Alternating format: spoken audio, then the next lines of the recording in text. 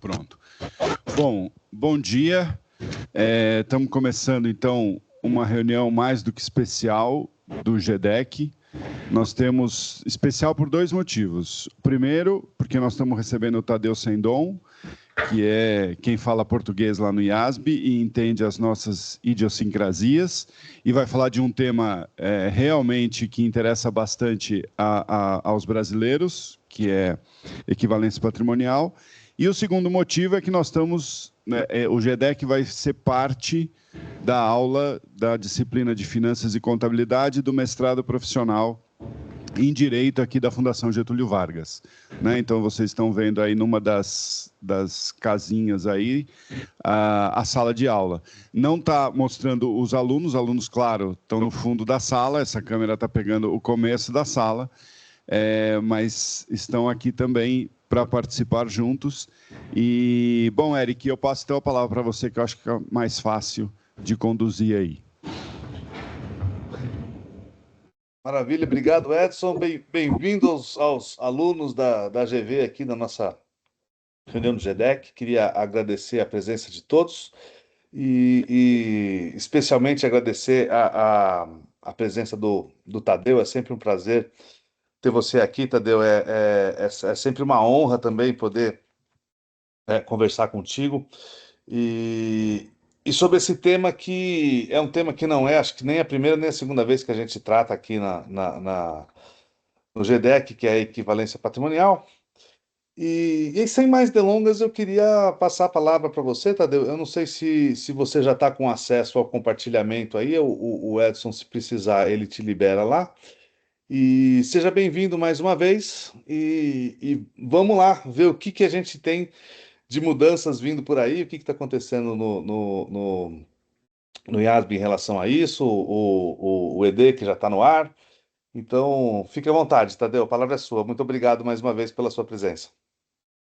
Obrigado, Eric. Obrigado, Edson, pelo convite aqui de poder falar. Como eu falei um pouco antes aqui em off, né? Ter esse seleto grupo aqui que contextualiza. Aliás, esse é o grande diferencial do Manual de Contabilidade das Sociedades por Ações, né? Sempre que a gente quer ter a questão contábil interagindo com a questão tributária, a gente sempre vai lá no bom e velho FIPECAF, né? Porque ele é um dos poucos que faz isso, faz todas essas referências, inclusive com o normativo do regulador, né? De CVM, Banco Central. Então, é super interessante que esse grupo aqui ele tem essa intersecção aqui da questão tributária e contábil. E até baseado nisso, e dar as boas-vindas aí para os alunos da GV, né? É uma honra também poder compartilhar a sala com vocês aqui.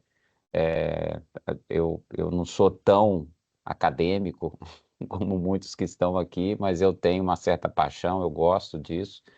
Então, parabéns aí pelo curso que vocês estão fazendo. Eu espero que seja proveitoso para todos. Deixa eu ver se eu consigo fazer aqui o... Agora eu vou interromper. Vocês não sabem, né? Mas o Tadeu tem mestrado em contabilidade pela FEA USP, viu? Questão não é muito acadêmico, dizer aquela, só para vocês saberem, viu? Ex-sócio da Price com mestrado, mais um, né, mano? Beleza. E o professor foi meu professor. Diga-se de passagem. No test drive, né? Mas foi. Coitado. Não, foi muito bom. Bom, vamos lá. Tá a tela cheia para vocês aí? Sim. Sim, tá. Deixa eu ver aqui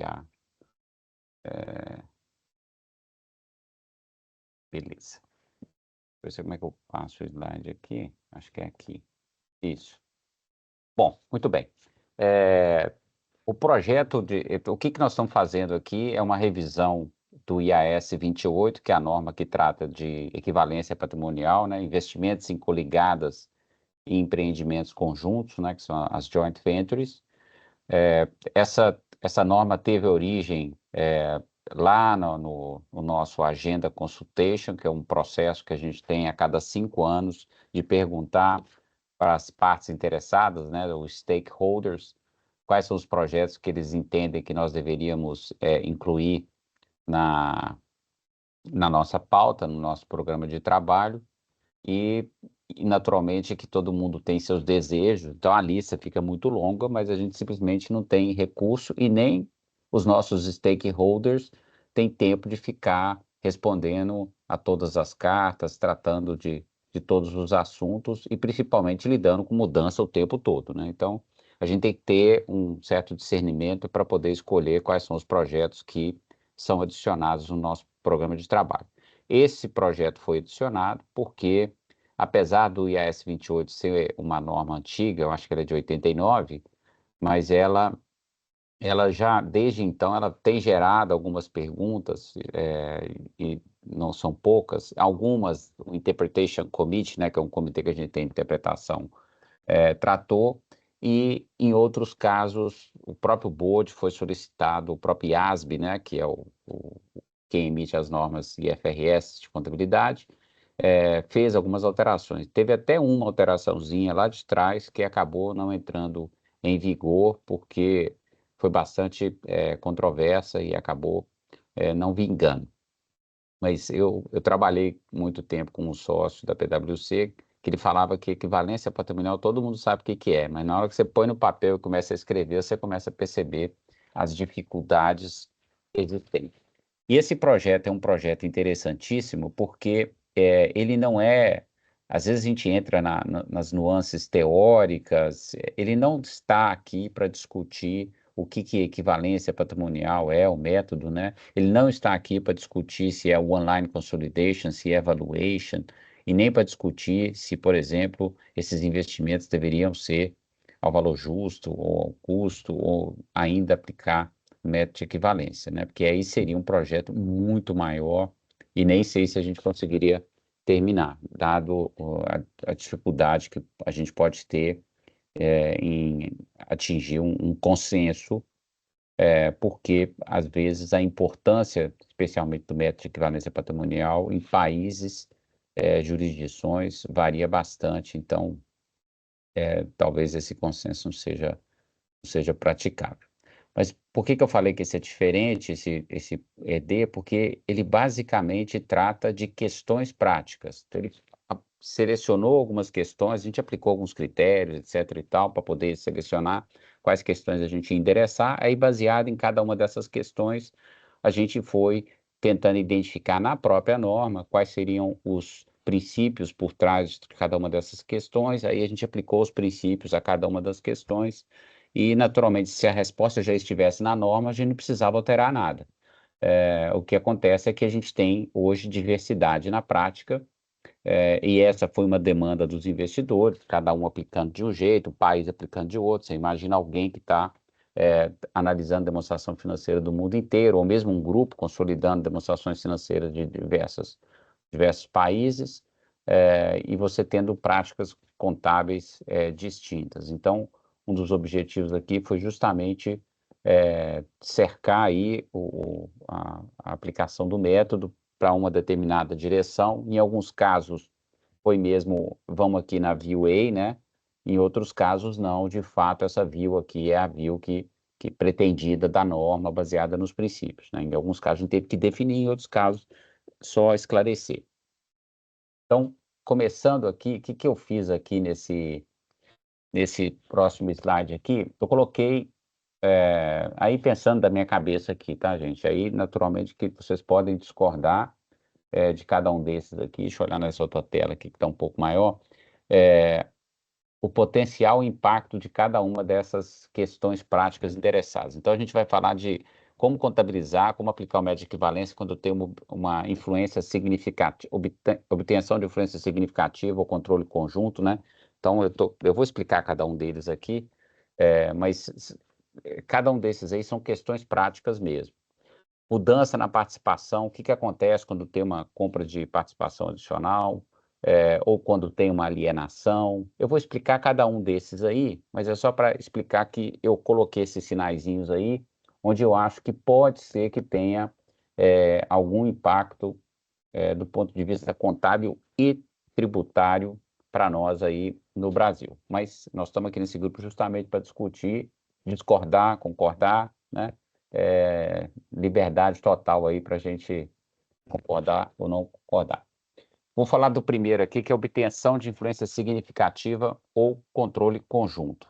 A pergunta, a questão prática que tem aí no slide, né? Como que o investidor ou o empreendedor conjunto, né, que seria o caso de uma joint venture, mede inicialmente o custo de uma coligada ou empreendimento conjunto, né? Qual que é o custo inicial de um investimento? Por incrível que pareça, isso não é claro no IAS 28, né? Aí cada um foi desenvolvendo as suas técnicas, né? Mas basicamente a resposta que a gente está dando é que o custo é pelo valor justo da contraprestação transferida, e aí eu vou chamar a atenção especialmente dos contadores, mas também dos advogados aí, que esse termo, né, valor justo da contraprestação transferida, é exatamente o termo que a gente usa na norma IFRS 3, que é de combinação de negócios, né? E ele fala aqui, incluindo o valor justo de qualquer participação acionária detida anteriormente. Eu vou fazer o que eu costumo fazer quando eu estou explicando esse método de equivalência. Esse primeiro slide aqui é aquela situação que o sujeito tem 5%. Não sei nem se eu já não tenho isso aqui, outro papelzinho aqui, já até aproveito para não ter que ficar reinventando os números e voltando atrás. Tá aqui. Eu tinha 5% e aí eu comprei 20% e passei a ter influência significativa. Então, enquanto eu tinha 5%, eu estava no valor justo. Eu estava aplicando IFRS 9, instrumento financeiro.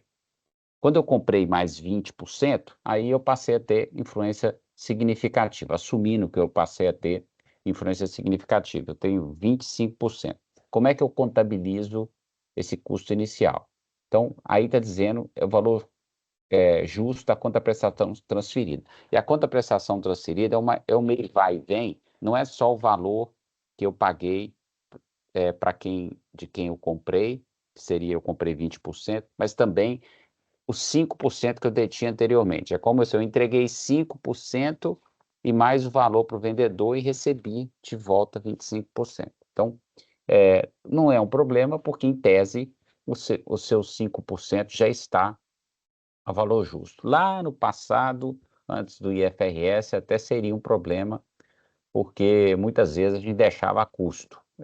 E hoje em dia, porque você não consegue chegar no valor justo, hoje em dia não, já teria que estar o valor justo esses 5%. Comprei mais 20%, tenho 25%.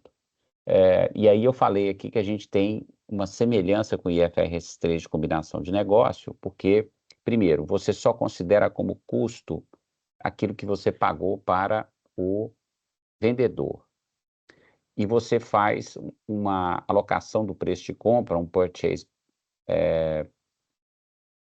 price allocation, para poder identificar os ativos e passivos. Não é no mesmo nível do IFRS 3, porque no IFRS 3, porque você obteve controle, em tese você tem mais acesso à informação, você consegue chegar melhor aí nos valores justos do que você comprou. Por que você precisa fazer isso? Para você apurar o tal do ágio, né, o goodwill, ou, quem sabe, até um deságio, né, um negativo goodwill, né, que é o tal do bargain purchase. E aí você reconheceria, se for esse caso, um ganho e perda no resultado. Mas na maioria das vezes você espera que seja gerado um ágio, né? Então, por isso que eu preciso fazer essa alocação do preço de compra, justamente para eu determinar o ágio.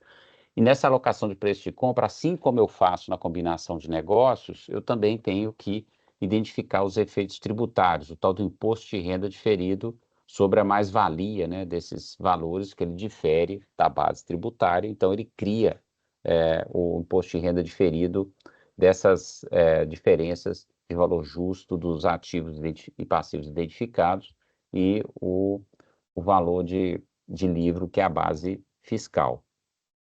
Tem nada aqui de ciência de foguete aqui, porque isso aqui é exatamente o que a gente faz quando a gente faz uma combinação de negócio. A diferença é que a combinação de negócio tem controle, e aqui é só influência significativa, um pouco mais de trabalho de obter informação, mas na teoria eu tenho que fazer mais ou menos o mesmo exercício, dadas as circunstâncias. Por que que eu marquei aqui?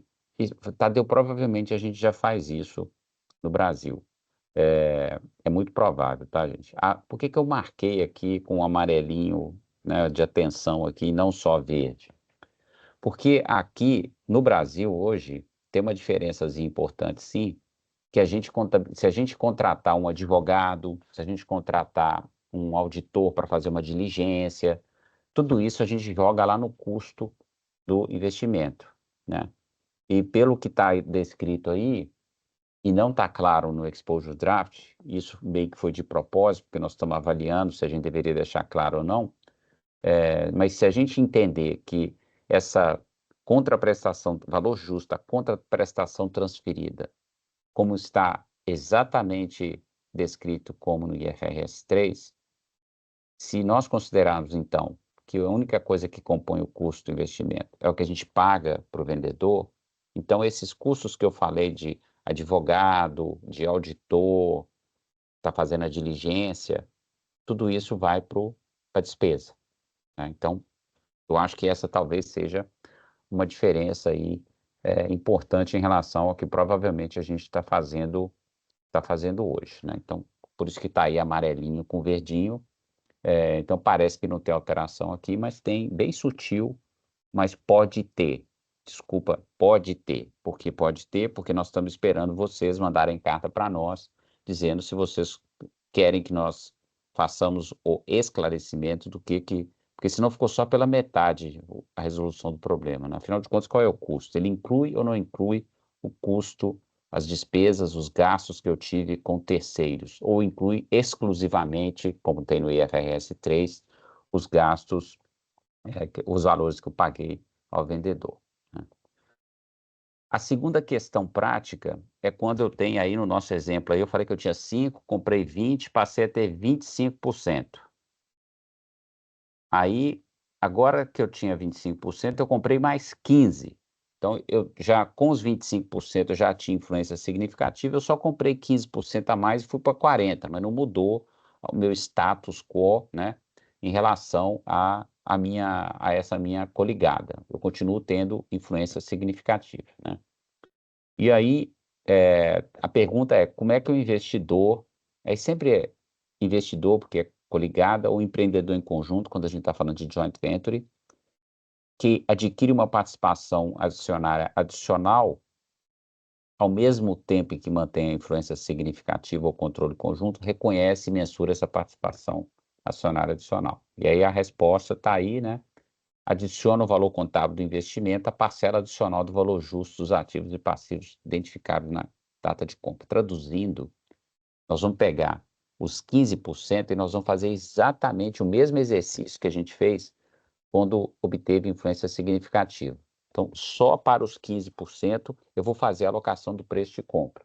Não mexe nos 25% que você tinha antes. Então, o total do investimento vai ser um acumulado de compra. Eu só faço todo o exercício que eu fiz, estou adquirindo uma parcela adicional, faço a alocação do preço de compra, apuro ágio, deságio. Então, tudo isso eu faço para esse 15% a mais que eu adquiri. Aí depois eu simplesmente somo os dois. Esse é o valor do meu investimento total. O meu 25% que eu tinha antes, quando eu fiz aquele exercício, né? Quando eu obtive mais significativo, e os 15% a mais que eu comprei aqui, eu faço o mesmo exercício, só que não mexo com os 25% que eu tinha antes, não. Então é um acumulado de compras aqui. Eu diria que em grande parte no Brasil a gente já está fazendo isso, né? Então, e aí eu vou lá, faço o PPAzinho, né, que a gente chama, alocação do preço de compra, apuro ágio, deságio e vida que segue. Eu pus verde porque eu acho que a gente provavelmente está fazendo assim, mas alguém pode achar que não, né? Ou pode ter uma história aí, uma situação, mas de uma maneira geral, eu não acredito que essa mudança aqui seja, pelo menos para nós no Brasil, uma mudança de fato. Sempre tem as nuances aí, os detalhes, mas é que eu não espero que haja uma mudança. A segunda questão é quando eu tenho uma alienação de uma participação adicional. Então, eu tinha no primeiro passo aqui, vou fazer de novo aqui, se alguém quiser. No primeiro eu tinha 5%, aí eu adquiri mais 20%, cheguei em 25%. Era o primeiro slide lá. No segundo passo, eu tinha 25%, já tinha influência significativa. comprei mais 15, continuei com influência significativa. Eu estou sempre falando de coligada, gente, mas quando for joint venture, em vez de falar influência significativa, é controle conjunto, né? Então, tinha 25%, comprei mais 15, passei a ter 40%. Nesse terceiro passo, eu tenho 40 e vendi 10. Eu caí para 30. Então, alienação de uma participação acionária. Eu até falei errado, falei adicional, né? Alienação de uma participação acionária. E aqui é interessante que fazer como que o investidor, o empreendedor conjunto que vende a participação acionária e ao mesmo tempo mantém influência significativa, mede a parte alienada do seu investimento. Qual que é o ponto aqui por trás dessa questão? Vocês lembram que eu falei que eu tinha os 25 e comprei mais 15. Eu fiz o cálculo todo do 15 separado. Mas aí eu juntei os dois e passei a ter 40. Eu passei a ter uma única unidade de conta, né? Então, como é que eu vou mensurar a parcela alienada? É um percentual do valor contábil do investimento na data da alienação. Então, imaginando, por exemplo, que meus 25% aqui, ele fosse 100, por exemplo, né? O valor do investimento. Aí eu comprei mais 15% e paguei 50. Ou seja, na teoria, paguei mais, né? 25, paguei 15. Não, vamos por 80. Paguei 80 por mais 15%. Aí eu passei a ter, imaginando que eu fiz tudo bonitinho, 180. Aí se eu for lá e vendo 10%, 10% é 25% do 40%, né? Eu aplico esse percentual. Então, de 180, dá 45 que eu tenho que tirar, vai dar 135, que é o que resta. Eu vendi 25%, né? Se eu vendi 10%, é 25% dos 40%. Passei a ser 30%. Então, eu simplesmente faço uma proporção do valor do investimento como um todo. Eu não aplico um Pepsi ou um EPS, né? Vou lá e tiro o primeiro da parte mais antiga, ou se não, eu tiro o primeiro da parte mais nova. Eu não faço isso. Eu aplico o método da média ponderada, né? Se a gente falar como se fosse um estoque. Eu considero o investimento como uma única unidade de conta. Eu acho que a gente está fazendo isso, mas, de novo, eu não sei, pode ser que alguém está fazendo diferente. Então, está verde aqui, mas pode ser que fique de outra cor aí na cabeça de alguém. Desculpa aqui, né? E reconhece a diferença entre esse 25%, no nosso caso aqui, né, que é o 45, né? Eu tirei 45 dos 180, a diferença entre os 45 e o valor que eu recebi vai para o resultado, ganho ou perda na alienação. Outra questão prática, quando eu tenho mudança na participação, né, outras mudanças, né? Como é que o investidor, empreendedor conjunto contabiliza outras mudanças em sua participação acionária enquanto mantém influência significativa? Ele contabiliza a mudança de participação, né? Como se estivesse comprando ou alienando uma participação acionária. Aí o exemplo que ele dá aí é um exemplo típico, né? Uma coligada emite novas ações para um terceiro em troca de dinheiro, e aí a participação acionária do investidor, porque ele não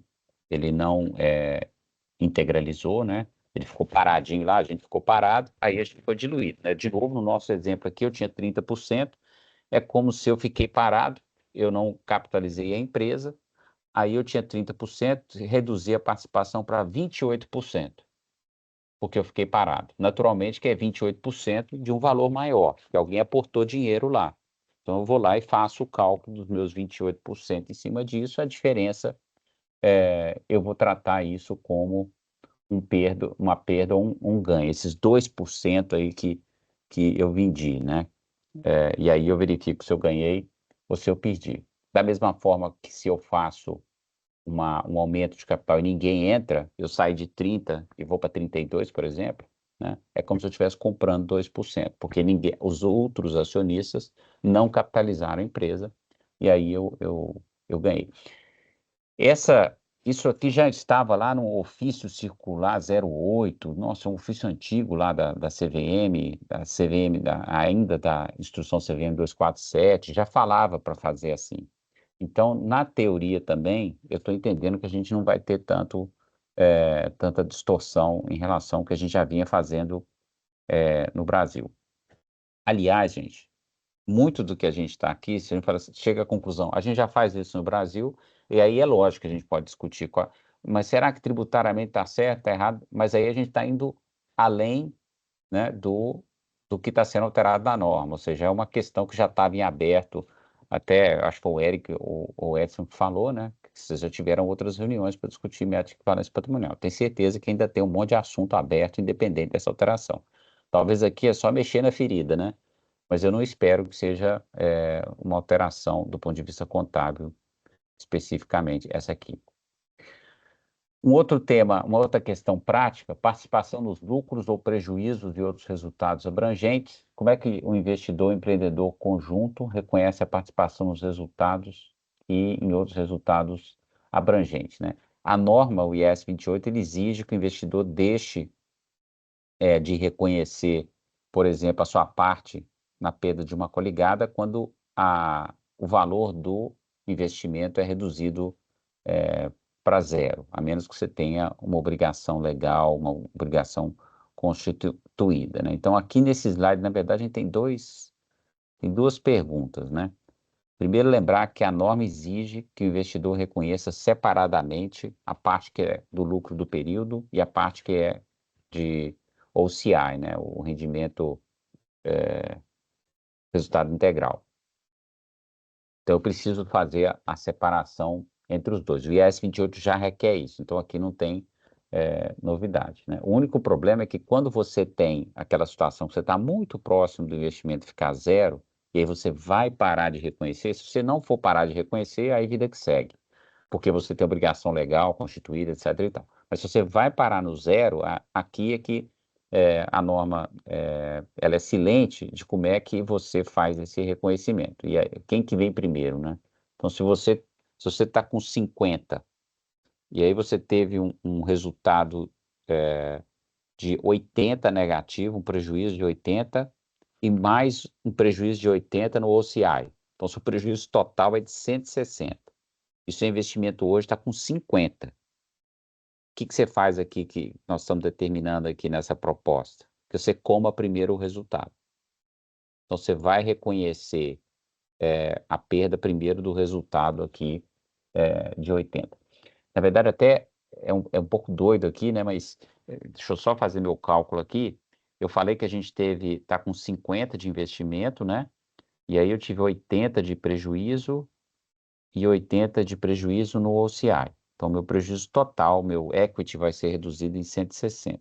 Mas como eu estou com 50 e eu vou parar nos 50, eu vou comer primeiro o resultado do período, os 80. Mas depois eu vou explicar isso, mas eu vou reconhecer 80. Tadeu, se você... Não, tá certo. Aqui nesse caso aqui eu reconheço, desculpa, reconheço só 50 mesmo. É que tem uma situação que se for lucro no OCI e prejuízo no resultado, ou vice-versa, aí você vai reconhecendo valores iguais só para mostrar o resultado, mas desde que eles sejam iguais mesmo, que é para poder não mexer no valor do investimento. Eu sei que essa parte ficou um pouco mais complexa, é muito mais fácil explicar com exemplo, mas eu acho que não é relevante para nós aqui, talvez, entrar nessa seara. O mais importante aqui, nesse exemplo aqui, que eu tenho 80 de prejuízo no resultado e 80 de prejuízo no OCI, e estou com investimento já a 50, eu reconheço 50 no resultado e paro de continuar reconhecendo resultado de equivalência, né? Então, do ponto de vista contábil, é isso, né? Talvez fiscalmente eu não tenha impacto, resultado de equivalência, mas contabilmente eu reconheço primeiro o prejuízo de 50, né? Quem que eu ataco proporcionalmente? 25, eu pus 80 e 80 aqui por querer, né? Eu pego 25 do resultado e 25 do OCI? Não. Ataca primeiro o resultado. E aí vai ser 50 contra o resultado, não mexe no OCI. Transações com coligadas e joint ventures, aí sim, esse aqui está vermelho. Por que ele está vermelho? Aqui a pergunta, ela inicialmente foi feita numa situação em que a mãe tem uma subsidiária e tem uma coligada. Ela foi e vendeu a subsidiária para a coligada. Se você olhar para o IAS 28, hoje, imaginando que você tem 25% da coligada, Quando você vende a subsidiária, o ganho que você teve na venda da subsidiária para a coligada, se você tem 25%, você reconhece 75%, que é a parcela dos outros investidores, dos outros acionistas. O 25% que você participa, você não reconhece o ganho, porque você participa na empresa. Então, você elimina os 25%. Mas como eu estou falando de venda de subsidiária, significa dizer perda de controle. E aí eu tenho o IFRS 10, que determina que você tem que reconhecer o ganho ou a perda integral quando você tem perda de controle. Então, você tem um conflito no IFRS 10, porque o IFRS 10 ele exige que você reconheça o ganho e perda nessa venda. Enquanto que o IAS 28 fala que você tem nas transações entre a controlador não, a investidora e as coligadas de joint ventures, você tem que reconhecer até o limite do percentual de participação dos demais investidores. Então, parece ter um conflito. Alguém pode dizer, não, acho que não tem não, dá para aplicar. Aplica primeiro o IFRS 10, aí aplica o conceito do IAS 28, mas não é assim que está lá fora. Lá fora tem o conflito, tem gente que acha que quando perde o controle reconhece 100%, e tem gente que vai olhar o IAS 28 e vai limitar o ganho ou a perda ao percentual de participação dos demais investidores, né? Então, qual que é a resposta que a gente está dando aqui? Reconhecer todos os ganhos e perdas de todas as transações, o valor total, quando você fizer transação com coligado e joint venture. Só que aí, o conceito é que se é uma coligada, especialmente uma coligada, ela não é parte do grupo. Então, por que você está retendo 25% nesse exemplo que está embaixo aí desse? Por que você está retendo 25%? Ela não é parte do grupo, você não consolida coligado. Então, não faz sentido. Se você perguntar para o investidor, ele também acha que esse negócio de ficar controlando a realização desse 25%, para ele é complexo. Ele prefere entender, porque você vendeu para um terceiro.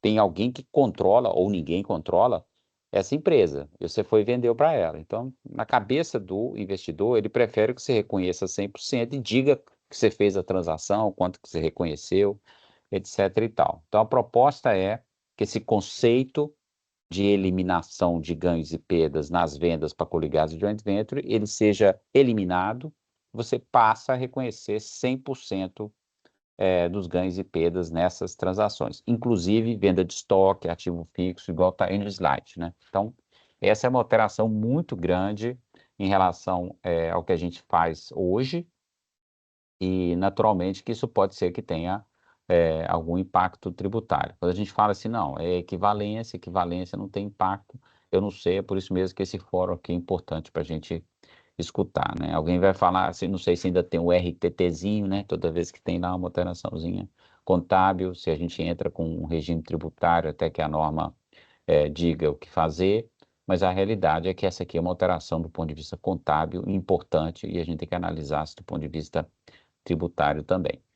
E eu nem vou entrar na seara aqui, depois provavelmente alguém vai falar, nossa, mas aqui vai abrir a oportunidade para a pessoa oportunisticamente fazer uma transação para poder reconhecer um ganho, etc. e tal. Pode ser, especialmente na joint venture, porque é joint control, né? Às vezes você pode realmente fazer o uso da JV para poder, de repente, fazer earnings management, né? Mas vamos escutar, mais do que simplesmente ter uma ideia assim, vaga ou um pouco abstrata, a gente precisa pensar em situações reais e avaliar se isso aí de fato vai ter uma repercussão ou como a gente está endereçando, nós vamos sobreviver. E por último, esse é o pior de todos, na minha opinião, por isso que, inclusive, eu tenho um dissenting vote nessa alteração, né? Então, todos os board members do IASB, né, aprovaram esse exposure draft e eu disse que eu não aprovo o exposure draft por causa desse slide aqui. Por quê? Porque o IAS 27 diz que você aplica o método de equivalência patrimonial de acordo com o IAS 28.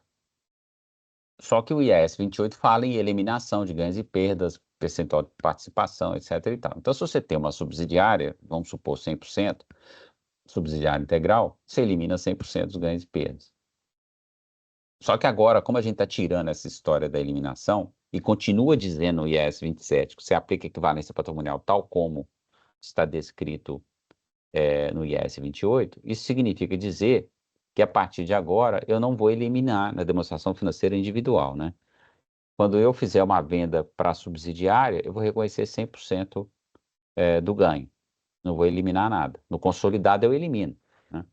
Mas na demonstração financeira separada eu não vou eliminar mais. Naturalmente que isso vai impactar o resultado da demonstração financeira individual, vai ser diferente do resultado consolidado.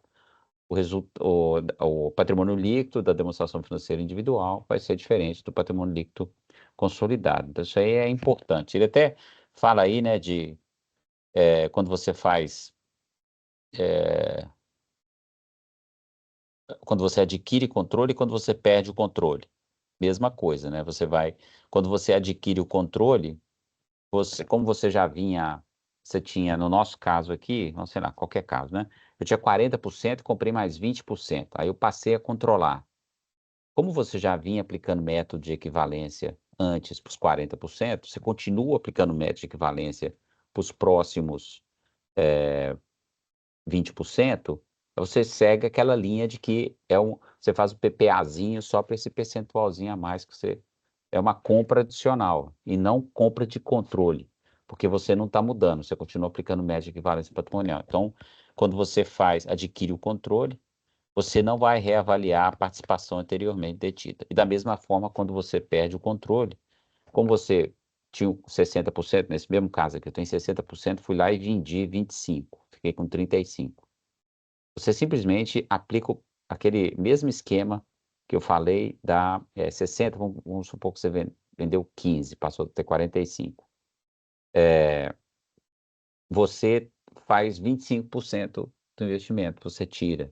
Então, você continua com os outros investimentos, só 25% que você baixa, compara com o valor que você recebeu e reconhece ganho e perda. Então, isso é uma grande alteração, porque isso ignora o conceito que a gente tem de equivalência patrimonial no Brasil, que eu não vou entrar na discussão, mas no Brasil, praticamente, a gente usa o conceito de One-Line Consolidation. A gente tem no CPC 43, inclusive, o comando de que o resultado e o patrimônio líquido na demonstração financeira individual tem que ser o mesmo que o resultado e o patrimônio líquido atribuível à controladora na demonstração financeira consolidada. Então, aqui é uma diferença interessante e eu não sei exatamente se do ponto de vista tributário isso vai ter algum impacto, mas sem dúvida do ponto de vista societário, você vai acabar, se a demonstração financeira individual é a base de pagamento de dividendos e base de muitas outras coisas, né?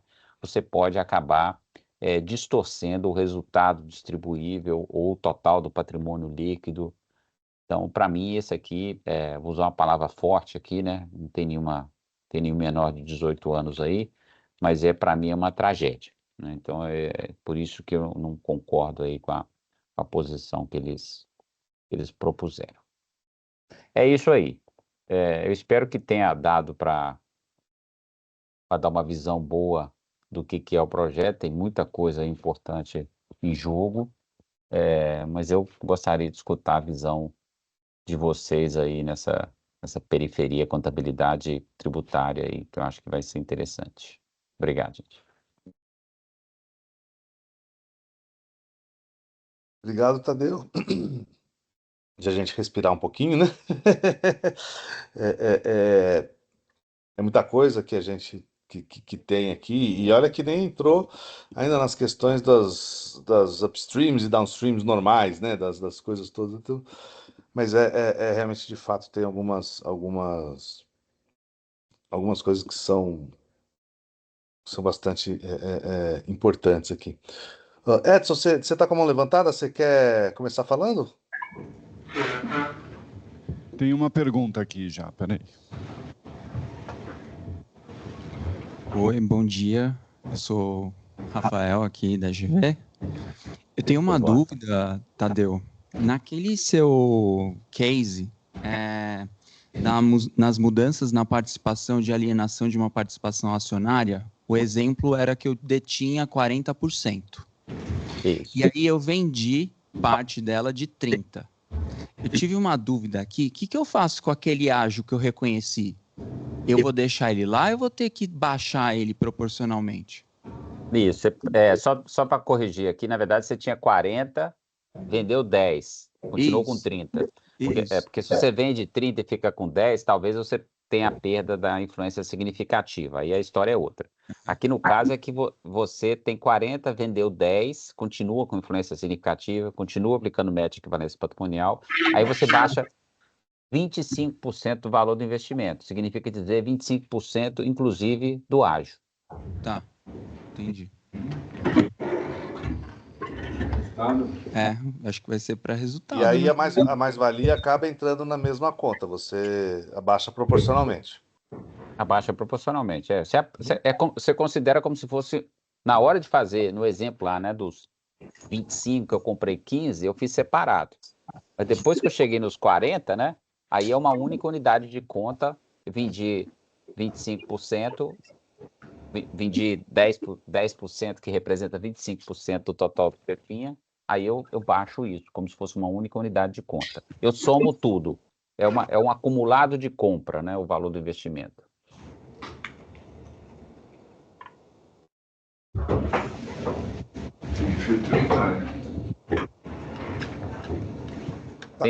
Nesses casos, entendeu? Pelo que eu estou entendendo, você não tem variação de percentual por conta de venda. Quer dizer, o teu variação de percentual, que você não tem diluição nessas situações, né? Não tem. Você vendeu de fato 10%. Uhum. Você tinha 40% e vendeu 10%. Ficou com Tá, 30%. aí aqui você em nenhum desses casos está se tratando da questão da diluição. Tá? Tem um dos slides que fala de diluição. Que é justamente quando você tem uma diluição ou quando você faz um aumento de capital e outros Sim. não participam, né? Aí você tem uma situação, por isso que eu citei aqui a CVM 247, muita gente não sabe o que é, mas é uma instrução CVM bem antiga lá, que falava de equivalência, que tinha os exemplozinhos lá, acho que era num ofício, que explicava justamente esse tipo de situação, né? Então, quando outras pessoas aumentam o capital e eu não participo no aumento de capital, eu sou diluído, mas em compensação, então minha participação cai, mas eu começo a participar num total de ativos líquidos maior. Da mesma forma, quando eu aumento o percentual eu aumento o capital, é como se eu estivesse passei de 30 para 32, por exemplo, o que eu fiz foi adquirir 2%, e aí eu faço PPAzinho aí, igualzinho eu fiz naquele outro exemplo lá dos 15% a mais que eu comprei. Isso. E aí, nesse caso de diluição, que você está falando, diluição ou ganho, né? Vai para o resultado. Isso, porque é venda, isso mesmo. Isso já era lá atrás, por isso que eu falei, isso eu não acho que muda. É que às vezes a gente não está isso no nosso dia a dia, mas é uma venda. Quando você é diluído, é como se você tivesse vendido. E quando você aumenta o capital num percentual maior do que você detém hoje, é como se você estivesse comprando. E aí a compra você apura a ágio, faz todo aquele exercíciozinho. Isso para coligadas e joint ventures. Isso. E quando você tem uma controlada, isso daí acaba não sendo resultado. E como é que fica a equivalência do que é controlada? Continua Vamos tratando lá. como não sendo resultado? Não, hoje, quando é controlada, você tem razão, qualquer diferença entre os valores, porque você não pode fazer o step-up dos ativos e passivos, que você já consolida isso, você já tem o total dos Isso. ativos e passivos, né? Então, qualquer diferença entre os valores contábeis, inclusive contando com o non-controlling interest, vai para dentro do patrimônio líquido. Você não reconhece a ágio ou desagio, você não aumenta valores de ativos e passivos se você compra um percentual adicional, não. Isso é como se fosse uma transação com acionista, morre dentro do NCI, do patrimônio líquido ali. Então isso fica desse para comprar, porque a gente tem problema do balanço individual, né? Quer dizer, se eu tenho a equivalência da controlada, eu não vou tratar desse jeito de colocar como ganho e perda. Não, então, aí, se você for para demonstração financeira individual, aí a história é outra, porque você está aplicando a equivalência patrimonial, e aí é aquele exemplo que eu dei do quanto o cara tinha 25 e comprou mais 15. Em tese, eu vou ter que fazer o mesmo exercíciozinho de PPAzinho, etc e tal. É como se fosse o acumulado de compras. Então, vamos supor que eu tenho 80% de uma empresa. Então, já controlo. 20% é minoritário. Aí eu falei, comprei mais 5%. Na teoria, eu tenho que fazer o PPAzinho desses 5%, tudo bonito, separado. E aí eu vou juntar o 80 mais o 5, na equivalência patrimonial. E aí é lógico, não vai bater nada com consolidado. Então, vai ficar uma confusão, né? Concordo. Ô, Tadeu, e com relação a esse pedaço da combinação de negócios, e se eu não tenho compra, mas vamos imaginar o seguinte, eu sou um investidor que tenho 5%, então eu não tenho influência significativa. Mas dada a minha expertise naquele negócio, o controlador me oferece participar do bloco de controle ali. Ou pelo menos indicar um membro no conselho, e aí eu passo a... Não comprei nada, mas eu tive o direito de indicar um conselheiro de administração. Passa a ter influência significativa, e eu não paguei nada. Eu vou para o IFRS 3, vou para a combinação de negócios, tem uma regra específica. O que eu faço? Não, você estava no IFRS 9, porque era valor justo. Aí você, out of the blue, né? Alguém te deu influência significativa, porque isso que você descreveu ou é influência significativa ou joint control. Você falou assim, participar do bloco de controle, por exemplo, né? Aí é joint control. Ou você passa a ter o controle. Não vou complicar menos. É sem controle. Isso. Você tem um assento no conselho de administração. Passa a ter, né? Passa a ter, então, isso. Antes você estava com esse investimento a valor justo e a partir de agora você tem influência significativa. Aí você faz todo o cálculo do PPA, só que você não pagou nada, né? Então, na verdade, você passou a ter um ágio, deságio ali que é gerado. Eu tenho que pensar aqui, mas provavelmente você vai fazer o cálculo, você vai fazer o valor justo, mas como você não pagou nada, como você já tinha valor justo, simplesmente ele vai ficar pelo valor justo. A diferença é que você vai fazer a alocação do preço de compras e distribuir os valores. Porque antes você não tinha isso, né? Você só enxergava a linha do investimento a valor justo. Agora você vai ter que fazer um PPAzinho aí, não tem ágio e deságio, porque é exatamente o valor que você já tinha no balanço, né? Então, na teoria, aquilo ali deveria representar. Mas eu não sei se... É porque o que você está falando, Edson, esse projeto não tocou nesse assunto, tá? Mas o que você está falando seria interessante, é um caso para se discutir se quando eu fizer o meu... Eu tenho que fazer o PPAzinho, né? Porque agora eu passei a ter influência significativa. Então, quando eu fizer esse PPAzinho, pode ser, quem sabe, da maneira com que eu calculo isso, chegar num valor diferente do que eu detinha antes. Não sei se isso poderia acontecer, mas no IFRS 9, em tese, o seu investimento está valor justo. Mas você sabe que o valor justo é um negócio, você chama alguém para fazer o valor justo, lá ele pode chegar num cálculo diferente. Mas na teoria não deveria gerar nenhum ganho ou perda numa situação dessa, não. O problema é que você faz o PPAzinho, você vai aparecer com um ágio aí. Aí depois a gente vai ter que contratar o Edson para ver se eu não sei se você aparece com ágio, né? Se o valor justo que você... Se o valor O professor está balançando a cabeça e está falando... Então eu acredito. O professor falou... Porque se o valor justo for superior ao que você pagou, ou que você tiver... Você está pelo valor justo. Aí, então, aí tá você pelo valor vai justo, aplicar a equivalência patrimonial. Você imagina lá, você tem valor justo de 100. Aí o PL, a sua participação no PL da empresa é de, sei lá, 70. Você vai reconhecer os 70 de equivalência patrimonial e o que você faz com os outros 30 do valor justo que você tinha do investimento antes de você ter a influência significativa? Não, agora pensando aqui, com mais calma aqui, respirando, né? Enquanto outros estão falando, você está pensando, né? Eu concordo com o professor. Vai gerar, na hora que você faz a alocação do preço de compra, você vai atribuir valores ativos e passivos, e aí, naturalmente, que deve ter um goodwill atachado no preço do valor justo da ação. Provavelmente vai incorporar. Se for uma ação negociada na bolsa, aí você pode ter inclusive um deságio, mas tudo bem. Pode. Só desculpa atravessando o Sandro que está com a mão levantada aí. E aí depois a questão vai ser, isso aí é ou não é um ágio dedutível, né? Ou um ganho com compra vantajosa, pode acontecer, tributável. É um bom ponto, mas essas são situações que quando a gente vai discutir com o pessoal muito técnico, o pessoal lembra daquela transação, mas essas são poucas as transações que isso vai acontecer. O cara, sem mais nem menos, ele ganhou um assento e passou a ter influência significativa. É raro de acontecer isso, né? Normalmente é porque houve uma aquisição, alguma coisa assim. Mas você tem razão, a gente tem que cobrir esse tipo de situação, mas como eu falei, isso não tem a ver com essa alteração que a gente está propondo agora, não. Isso tem a ver com coisa, que eu falei até no início aqui, que já está na nossa memória aqui do método de equivalência patrimonial.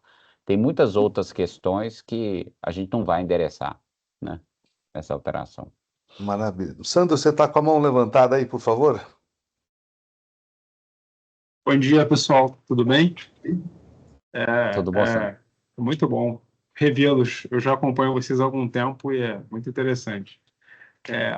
Tadeu, essa diferença do consolidado para o individual, existe uma... Imaginando que isso passe, o que eu não vejo que seria muito interessante, mas imaginando que isso passe, isso poderia gerar uma desinformação para o investidor, né, quando ele olha só para essa diferença.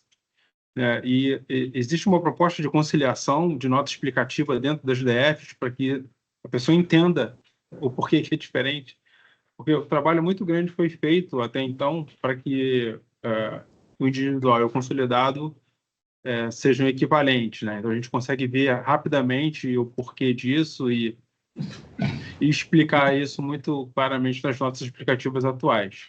Passando e gerando essa diferença, estou imaginando que seria um certo retrocesso, mas que também iria gerar uma necessidade de uma informação adicional para que as pessoas entendam, principalmente para quem não é tão técnico assim em demonstração financeira, mas o investidor precisaria entender o motivo dessa diferença, né? Como é que vocês estão enxergando isso?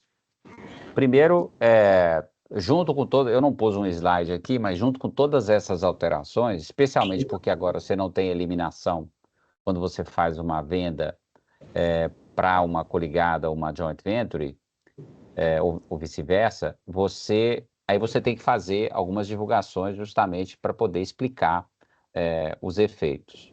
Então, vai ter um pouco de claro, sempre que você fizer a transação, apesar de você não ter feito a eliminação, você vai ter que dizer isso. Já tinha alguma coisa coberta no IAS 24, mas agora está mais claro isso, coberto no IFRS 12, eu acho que a gente pôs isso. Além disso, você tem que reconciliar, por incrível que pareça, eu acho que a gente sempre fez isso, mas não tinha no IAS 28, reconciliar o saldo de abertura do investimento com o saldo final. Aí você explica o que foi que aconteceu no meio do caminho para você ter saído desse número para esse número. E especificamente ao que você perguntou, a gente não endereça isso. O próprio IAS 27, ele nunca previu que você tivesse que explicar qual é a diferença entre a demonstração financeira individual e a demonstração financeira consolidada. Eu concordo com você completamente, inclusive se você ler o meu voto dissidente lá, eu explico o quanto que isso vai ser confuso, especialmente no Brasil, por exemplo, para os investidores. Que o cara ele acompanha a demonstração financeira consolidada para ter um entendimento do desempenho, o rendimento da empresa, o grupo como um todo, mas na hora de pagamento de dividendo e outras questões, ele tem que olhar para o individual, porque essa que é a base de dividendos e muitas outras coisas. Então, você cria uma confusão para o usuário da demonstração financeira, e eu concordo plenamente com você. Tem que conciliar o que acontece daqui para lá. O que acontece é que muitos países da Europa, a demonstração financeira individual, ela tem pouquíssimo valor. Ela fica lá no fundo do relatório, ninguém olha. E no caso do Brasil, não, porque a gente sabe que ela é a base de uma série de outras. Aliás, ela é a única entidade legal, né? O grupo em si, tirando o grupo lá, do antigo grupo lá que tinha na lei da sociedade por ação, mas o consolidado em si não é uma empresa. A empresa individual, né, legal, é que é a empresa para todos os fins, né? É porque Então, o não tem individual aqui essa no, conciliação. o individual no Brasil, ele é muito forte, né? Porque o conceito de consolidado, muito embora seja excelente, muito forte para efeito de tributação e de remuneração de dividendo ao investidor que está pagando, aquele investidor que a gente chama de avulso, né? Que ele não participa da gestão da empresa, ele está muito interessado na remuneração do capital, digamos assim. Não, tem questão societária, tem várias outras questões que, né? Tributária também. Tributária.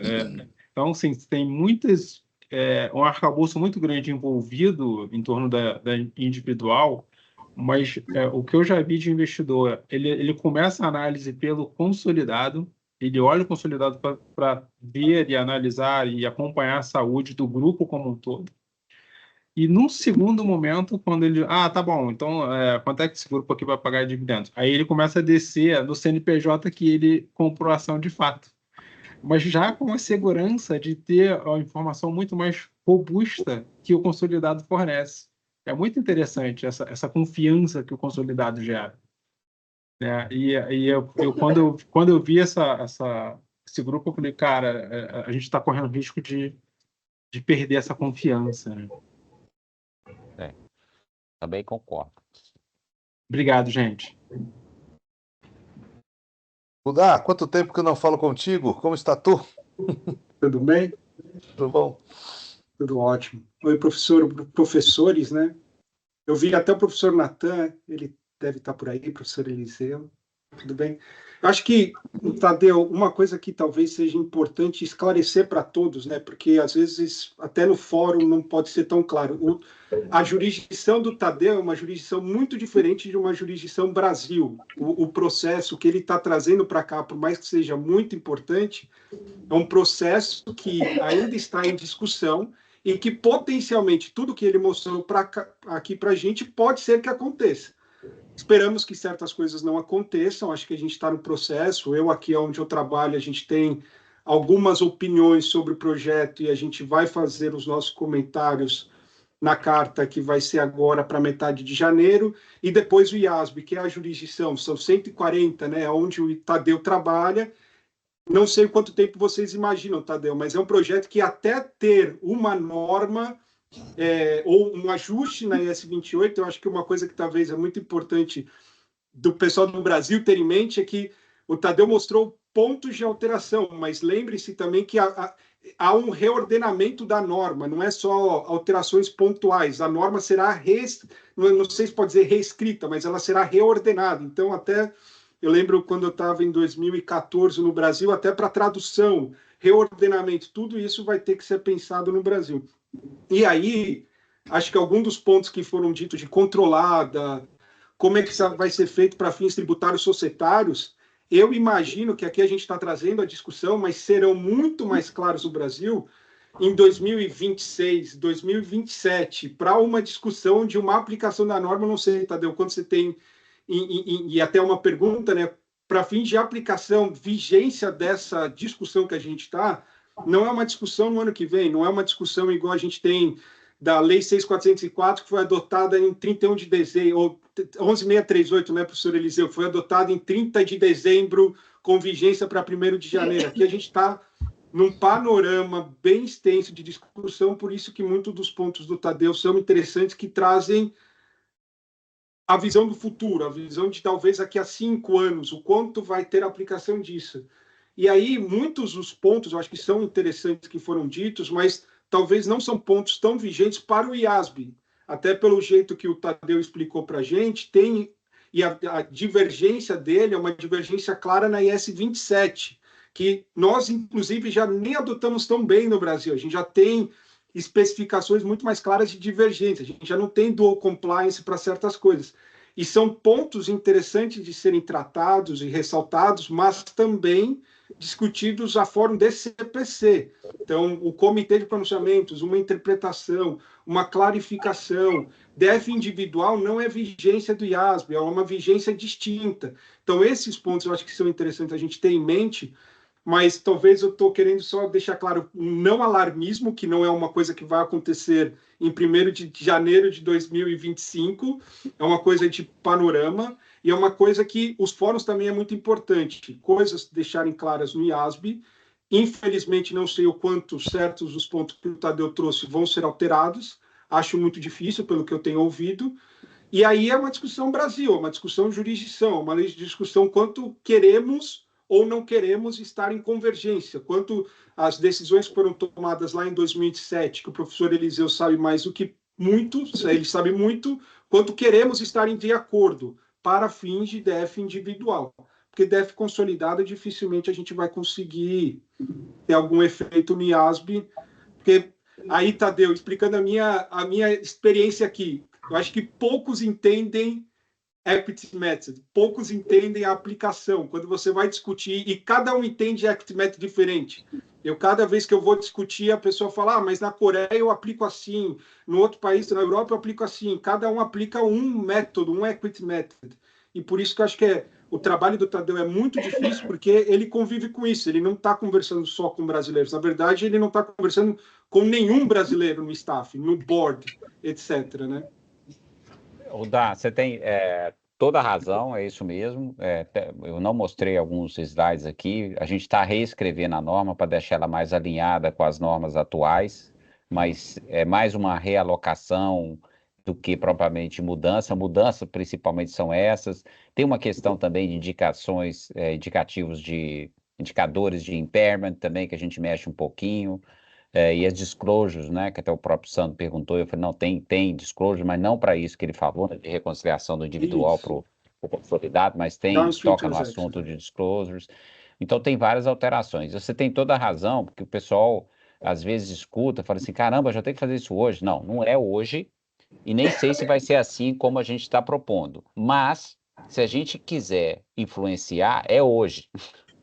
Então, a gente tem que mandar a carta, a gente tem que vender bem o nosso peixe para poder explicar quais são os problemas. Então, por exemplo, eu particularmente estou indo, quarta-feira, eu vou ter uma reunião com o pessoal da CVM, vou bater um papo com eles lá, e eu sei que eles já bateram lá na reunião da IOSCO, já falando sobre isso, né? Não só eles. Então, tem um monte de debates. A quanto que a gente vai avançar, eu não sei, especialmente no IAS 28. No IAS 27, eu tenho esperança, porque a solução é tão simples. É simples. É simples. O cara vai lá, às vezes a gente pode... Eu lembro o finado Sérgio Bento, uma vez, a gente discutindo as questões tributárias lá, e em algum momento ele falou assim, mas Tadeu, como é que você vai... Não, mas aí a gente tem que ressalvar. Mas como é que você vai escrever essa ressalva? Ah, Sérgio, deixa comigo. Escrever ressalva é comigo mesmo. Então, se o cara virar para mim, mas como é que nós vamos escrever isso no IAS 27? Opa, deixa que eu escrevo, né? Eu tenho como fazer isso. É só fazer a referência de que aplica um método consistente com aquele utilizado nas demonstrações financeiras consolidadas, ponto. Entendeu? E aí, sem precisar de criar um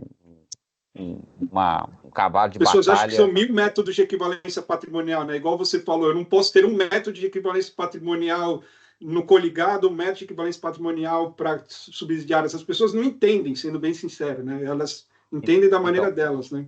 O argumento do board é esse, o que foi vencido lá, que eles alegam que, cara, nós vamos ter que criar 2 métodos de equivalência patrimonial, um para o consolidado e outro para o individual. Individual, Aí eu falei assim, desculpa, meu amigo, você está tratando uma relação de controle como se fosse de influência significativa. Aqui não é questão de método de equivalência, questão de um investimento que tem outra característica, né? Então, e aí vai toda a discussão, mas você tem toda a razão, nós estamos discutindo, mas é interessantíssimo um fórum como esse aqui, a gente começar a capturar também questões específicas de contabilidade, junto com a parte tributária e societária, porque isso vai ajudando a formar opinião, para que a gente possa ter uma carta robusta para tentar influenciar no processo, né? Como professor, eu já vi alunos falando, de acordo com o Tadeu, eu vou fazer a minha equivalência patrimonial assim. Não, calma. A equivalência ainda... Tadeu não é princípio contábil. O Tadeu, ainda não, mas logo. Vamos citar o Tadeu. Mas eu vou dar só um comentário aí, você fala, ninguém entende o método de equivalência patrimonial. Quanto mais eu estudo isso, menos eu entendo. Então, mas depois eu comento isso mais para o final. Queria passar a palavra aqui para a Ana. Se o Sócrates fosse um contador, ele falaria exatamente, quanto mais eu sei, menos sei, né? Então, Menos eu sei, exatamente. Ana, por favor, tudo bom contigo? Olá, pessoal, tudo bem? Eu acho que não estou conseguindo acionar minha câmera. Todo mundo está ouvindo? Tudo bem aí com todos? Sim, ouvimos, Então, mas ouvimos direitinho. uma questão aí que o Tadeu falou, que eu também foi o que me vem à mente, que o principal impacto dessas mudanças é a questão societária mesmo, né? Que praticamente a gente teria que fazer um redesenho de como se pagar dividendos, né? Agora, você vê que em uma grande parte dos países, eles não têm essa figura de equivalência, principalmente nas controladas, né? Então, eles já sabem que é o modelo de consolidação integral, né? Então, quando eles pagam o dividendo, é quando o investimento deles que está embaixo manda o dividendos mesmo, que aí você reconhece aquela receita, né? E aí, se você for pensar em termos práticos, por exemplo, imagina uma holding pura, né? Ela pode até reconhecer uma equivalência ali, mas quando ela vai pagar, primeiro que você tem o mínimo obrigatório, você tem que ter caixa, porque uma holding em si, se ela não tiver caixa, como é que o caixa dela vem parar nela? Porque pagou dividendos. Então, ela vai pagar os dividendos conforme, muitas vezes, o mínimo obrigatório, não necessariamente pela equivalência, entendeu? Então, tem que verificar essas considerações. A questão é que as empresas de baixo teriam que começar a mandar os dividendos para que, por exemplo, uma holding pudesse pagar os dividendos ali para os seus acionistas, né? Então, é uma questão para pensar. Aqui no Brasil, o que eu observo é que tem um pessoal que tem uma linha que é contra a equivalência, sabe? Então, tem uns acadêmicos, né, que de repente era até interessante chamar esse povo também para conversar, né? Mas eles não são favoráveis, né? E com relação à questão tributária, né? A Receita já deu uns desenhos aí para a gente com relação até à própria reforma do imposto de renda, né? E dentro dessa modelagem, uma das possibilidades é a gente tributar o consolidado. E na hora que a gente for tributar o consolidado, vai ser desconsiderado a equivalência, entendeu? Então, vai ser uma tributação diferente, né? Onde a empresa vai optar lá por tributar o consolidado, todas as entidades do grupo terão que ser obrigatoriamente lucro real. Então, aí algumas empresas vão ter vantagens e outras não, mas a questão da equivalência já vai ficar fora dessa questão, entendeu? E com relação aos dividendos, é isso que eu falei, cara, porque assim, você reconhece a equivalência, tá, mas você tem caixa para pagar?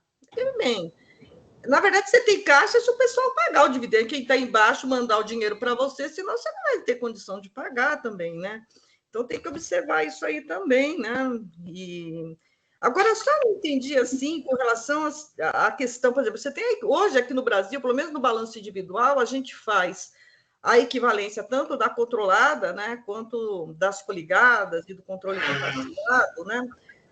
Mas a equivalência, ela deixaria de existir, inclusive para as coligadas? Seria isso mesmo? Eu entendi errado. Ou só para as controladas aí, Tadeu? Só para me dar um... Não, o método de equivalência... Tudo bem, Ana?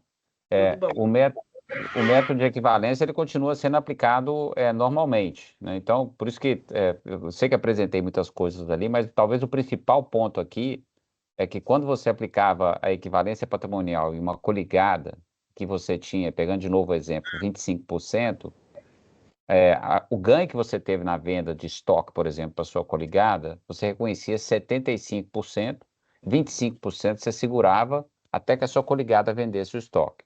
Inclusive, isso gerava problema de controle. Como é que você vai saber que a sua coligada vendeu? Lucros não realizados. Isso, o lucro não realizado, como é que você realiza isso? Porque às vezes a sua coligada pode ser uma companhia aberta, você não consegue ter informação tempestivamente, então, né, ela não é controlada.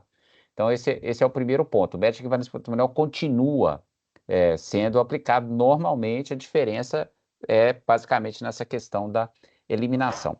Eu só queria fazer um comentário que você falou que, ainda que a Receita Federal aplique o conceito do Group Relief, né, fazer a taxação do grupo ao invés das empresas individuais, essa norma tem impacto, essa alteração. Por quê? porque você não consolida a coligada e a joint venture. Não, então, nós estamos exatamente. falando, em vez de reconhecer, você teve um lucro de 100, em vez de reconhecer 75, você vai reconhecer um lucro de 100. E aí você vai tentar argumentar que você não realizou financeiramente o 25, por exemplo, se a Receita abolir o conceito de equivalência patrimonial, ela simplesmente vai te tributar no 100. Então, tem impacto também. Que, na verdade, numa situação de grupo livre. No conceito dela, ela vai expurgar a equivalência, né? Então, seria só, tipo, o lucro mesmo ali, gerado ali pelo grupo, né? Então, ela teria um expurgo aí dessa equivalência lá no consolidado, né? Que isso é uma proposta, a gente nem sabe se vai virar isso, se não vai, né?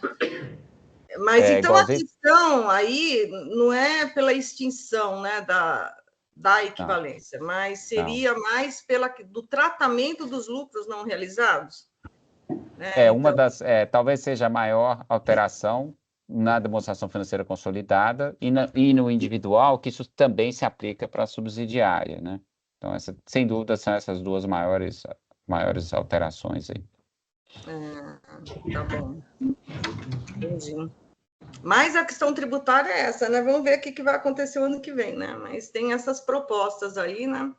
Tem a ver aí com esses estudos da equivalência. Então, assim, basicamente, as transações de lucro não realizados, as considerações sobre lucros não realizados, é um desafio mesmo, viu? Quando a gente faz a equivalência, principalmente das coligadas, a gente ter essas informações. Conseguir um balanço de uma coligada é quase um desafio de morte, dependendo da empresa, entendeu? Então, é problemático mesmo, né? Quando é controlado é mais fácil, né? Mas o problema das controladas dos lucros não realizados é essas distorções que o Eric até começou a falar assim, nem vamos falar de downstream ou upstream, mas essas transações, elas dão uma certa distorção mesmo, né? Que a gente não consegue resolver, inclusive lá no consolidado, né? Então, tem um problema aí com essas transações, né? A própria regra a própria proposição de divulgações faz diferença entre upstream e downstream, justamente baseada no fato de que, no caso de downstream, você tem a informação, porque você que vendeu, mas no upstream, não. Então, a informação requerida de ganho e perda é só no downstream transaction, no upstream, não. É só o valor da transação, não o ganho e perda. Exatamente. Tá ok. Obrigada. Obrigada, gente. Edson. Bom, Eric, eu acho que esse não vai ser o último encontro nosso sobre equivalência patrimonial. A gente vai ter que fazer o GDEC e equivalência patrimonial, um outro grupo, só para discutir isso. Não, porque esse ponto, né, a Ana falou muito por cima da parte tributária, mas aqui a gente tem questões tributárias muito relevantes. O primeiro, tem societário também, mas não vou falar do societário aqui. Mas do ponto de vista tributário, a primeira coisa nós temos investimentos onde nós temos reconhecimento de ágio. Já foi uma batalha aqui no Brasil conseguir ter uma disciplina tributária sobre o ágio e aparentemente está resolvido com a 12973, as grandes operações foram resolvidas com a legislação. O que acontece é que se passar, né, essa mudança do jeito que o Tadeu apresentou para a gente, nós vamos ter ganhos em perdas num investimento com coligada que não vai ter natureza de equivalência patrimonial. Vai ter natureza no resultado, de ganhos ou perdas no resultado. E aí o ponto é como isso vai ser tratado do ponto de vista tributário, porque isso não está tão claro assim na lei. O que a gente poderia eventualmente dizer bom, se a lei não tratou, ganhos e perdas na contabilidade vão ser tributados ou deduzidos normalmente. Provavelmente não vai ser isso que a Receita Federal vai fazer. Ela vai... e aí o Tadeu colocou muito bem, né? Ele chamou do RTTzinho, é o artigo 58 da 12973. As mudanças de práticas contábeis exigem uma avaliação da Receita Federal. E a Receita Federal vai ter que se manifestar a respeito. Então, nós temos que acompanhar para ver se a forma como a Receita Federal se manifesta faz sentido dentro da legislação do imposto de renda no Brasil. E um segundo ponto, Ana, só um minutinho, Ana. E um segundo ponto mesmo no projeto da Receita Federal de separar completamente a contabilidade societária da contabilidade para fins de imposto de renda, um dos ajustes que é feito e que é ignorado da contabilidade, se eu bem me lembro daquele PowerPoint que circulou, era exatamente a equivalência patrimonial. A equivalência patrimonial ela vai aparecer no balanço consolidado, mas no balanço fiscal ela não aparece. Por quê? Porque não tem efeito. Então, no balanço fiscal não apareceria os ajustes de equivalência patrimonial. Só para a gente lembrar, hoje não tem efeito, mas eu faço a adição da despesa ou a exclusão da receita de equivalência patrimonial. Pela ideia da Receita Federal, eu não tenho mais adições e exclusões no LALUR. Eu simplesmente vou apurar uma contabilidade separada. E quando eu apuro essa contabilidade separada, a equivalência está fora. Só que esses ajustes de ganhos e perdas, que não têm natureza de equivalência, como que eu vou tratar nesse balanço fiscal novo que a Receita, né, nessa demonstração de resultado fiscal, essa DRF, que a Receita está lá na gaveta, mas não foi para o lixo, está na gaveta. Então, quer dizer, mesmo para essa proposta, né, na proposta nova da Receita Federal, tem efeito. A menos que na lei que mudar, já aproveite e já trate disso. Eu não sei, só se alguém falar para a Receita sobre isso.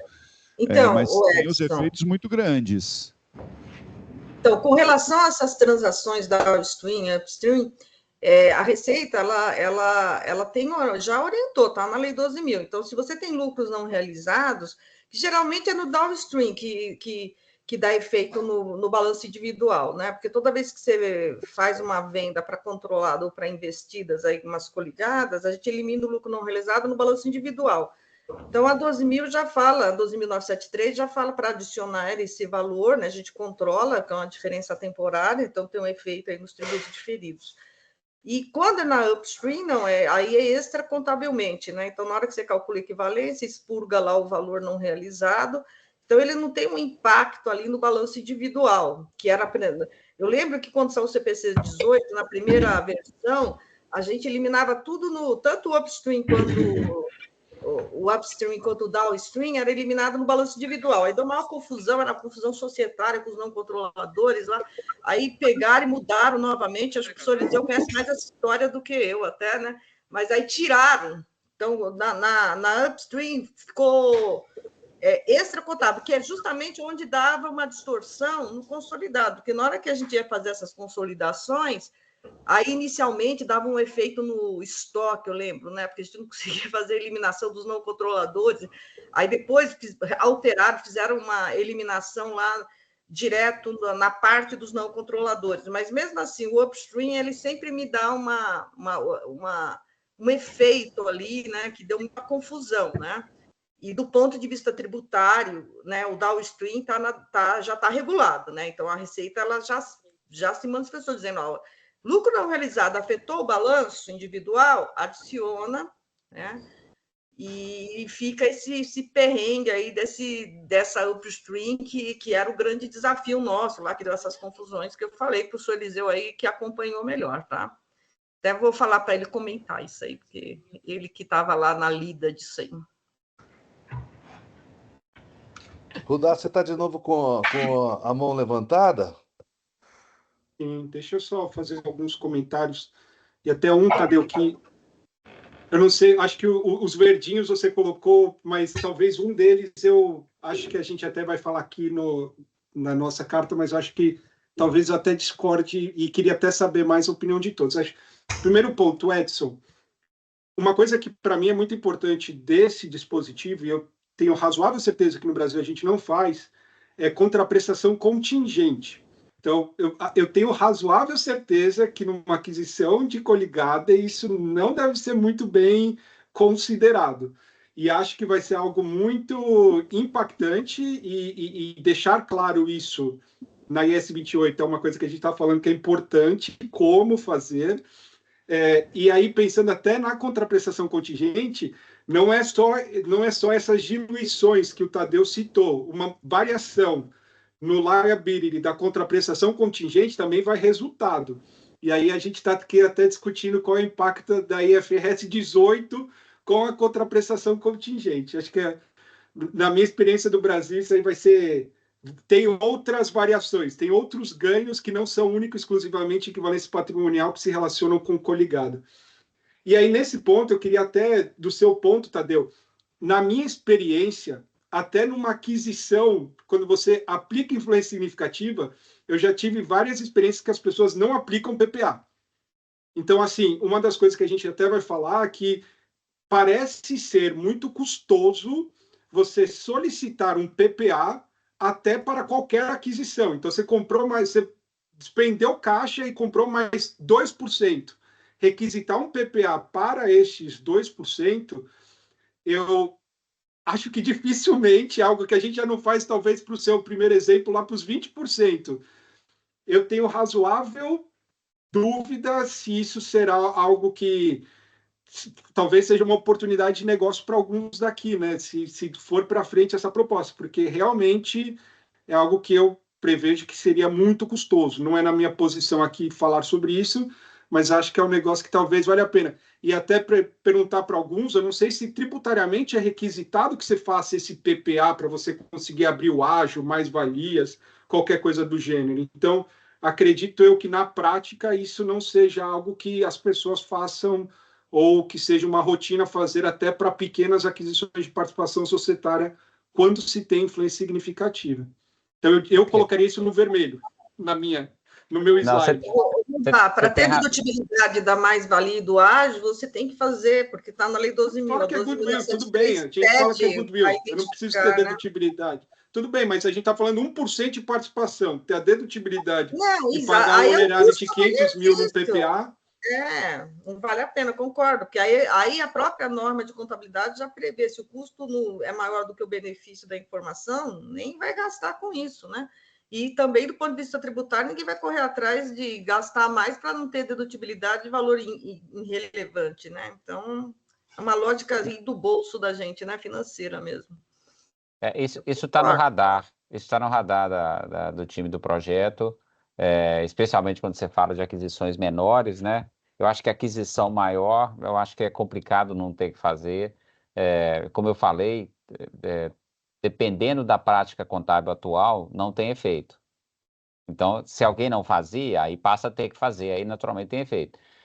Mas esse aspecto de para cada aquisição adicional, e se eu adquirir 0,5%, se eu adquirir 1%, a gente sabe, talvez, aí recebendo os comentários, se seria o caso de permitir algum tipo de expediente prático. Se você fez uma aquisição que é bastante recente, tentar fazer algum tipo de proporção, mas pensar em alguns... Então, as cartas comentários, em vez de só jogar pedra, né, também pensar em soluções, se essa é a melhor prática, como é que eu poderia fazer numa situação em que é um percentual menor? Eu posso tentar fazer algum tipo de aproximação.